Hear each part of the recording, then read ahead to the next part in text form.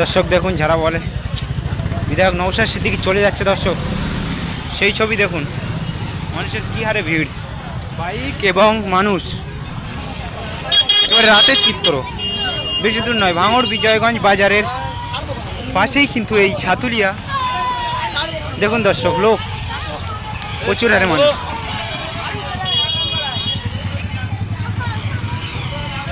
বিশাল ভিড় দর্শক, দেখি ভাই যাই। একেবারেই বড় থেকে সবাই, মহিলারাও।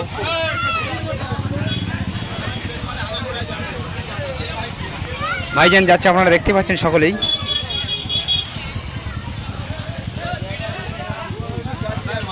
পিছনে প্রচুর হারে বাইক আছে। অনেকেই বলছে যে ভোট প্রচারে তাহলে কি হবে, তাহলে ভোট প্রচারে কি হবে? ভাইজান যখন দাঁড়াবে, দেখুন লোক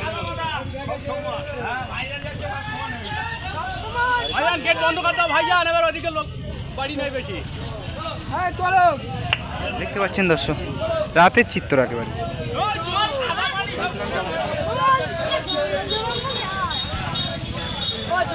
একেবারে রাতের চিত্র দেখুন, ভাঙড় ভগবানপুর অঞ্চল, একেবারে অঞ্চল ধরে ধরে বলছি। কত গাড়ি আপনারা একবার দেখুন দর্শক।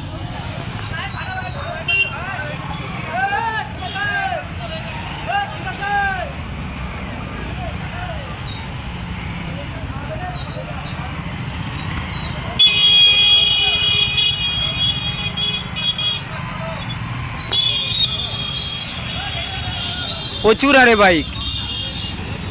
ওই জিয়া ভাই যাও তাহলে। কত বাইক, মানুষ তো দূর কি বাদ দর্শক। একেবারে রাতের চিত্র।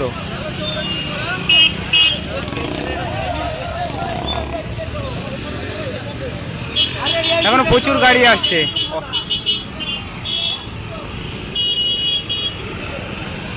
দেখানোর চেষ্টা করব, আপনারা কমেন্ট করবেন অবশ্যই। শওকত মোল্লা কি বলেছিল এবং ভিডিওতে কি দেখানো হচ্ছে সেইটা আপনারা কমেন্ট করবেন।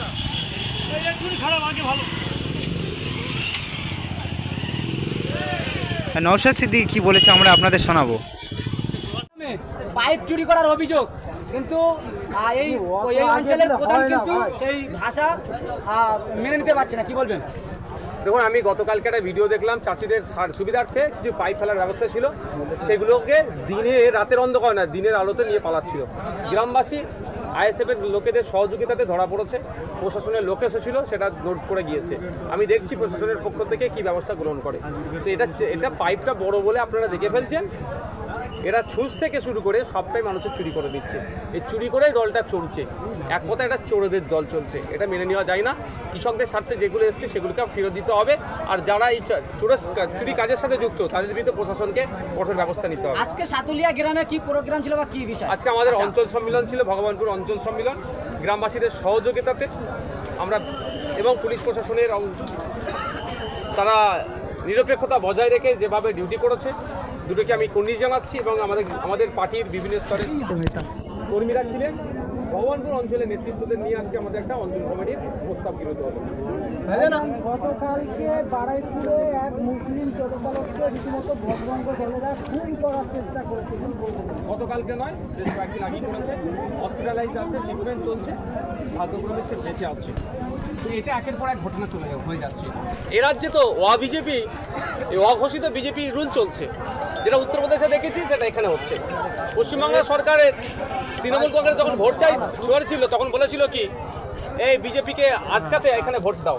আর আমরা কি দেখছি, সে বিজেপি আরএসএস বজরং নামে ধর্মীয় দলের ব্যানারে কিভাবে মুসলিমদের অত্যাচার হচ্ছে, সংখ্যালঘুদের উপর অত্যাচার হচ্ছে। এটা বন্ধ করার দায়িত্ব মমতা ব্যানার্জিকে নিতে হবে। আর যদি না বন্ধ করতে পারে, আগামী 2026-এ সংখ্যালঘুরা জবাব দেবে। এখনো পর্যন্ত সেই অঞ্চলের যারা বিধায়ক রয়েছে সেই আক্রান্ত পরিবারের পাশে এখনো জানি। দেখুন, এরা ভোটের সময় এসে ভয় দেখাবে আর ভোট নেবে, এটা তো এদের পথ না। মুসলিমদের ভয় দেখাতে পারলে তাহলে ভোট বেরিয়ে যাবে।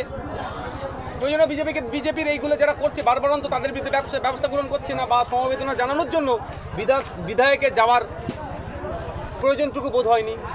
ভাইজান, আপনি গতদিন যে জয় বাংলা স্লোগান নিয়ে বাংলাদেশের স্লোগান বলেছিলেন, তার পরিপ্রেক্ষিতে শওকত মোল্লা বলছে আগামী দিনে আপনাকে জয় মমতা বলা ছাড়া কোনো রাস্তা নেই। ইভেন্ট আফটার ইলেকশন আপনাকে জয় মমতা বলে চিৎকার করতে হবে। আমি একটা কথা বলি, ওই শওকত মোল্লা একটা সময় বলতো কি জয় বামফ্রন্টের জয়, ওর রূপ বদলে এখন জয় মমতার জয় বলছে।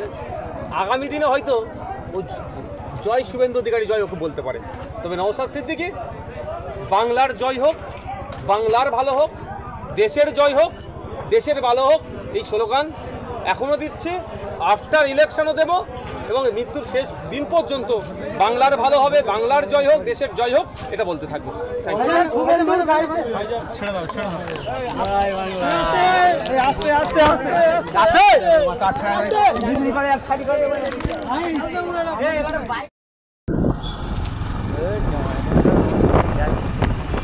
ভাইজান আসছে, আপনারা দেখতে পাচ্ছেন।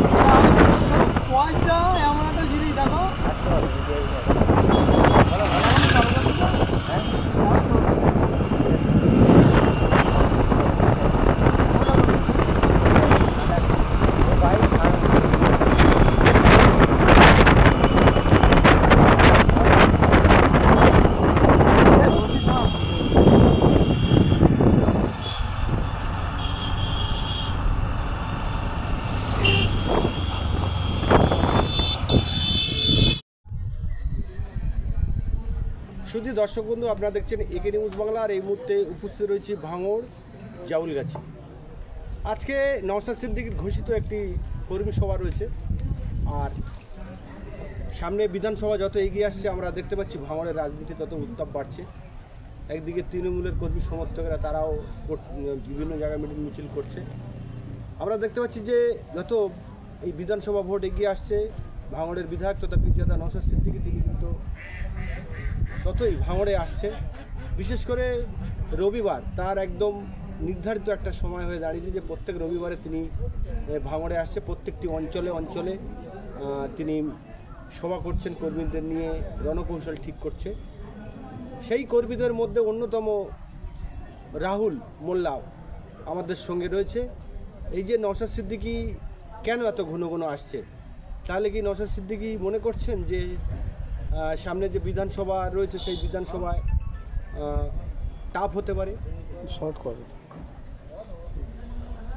ঠিক আছে।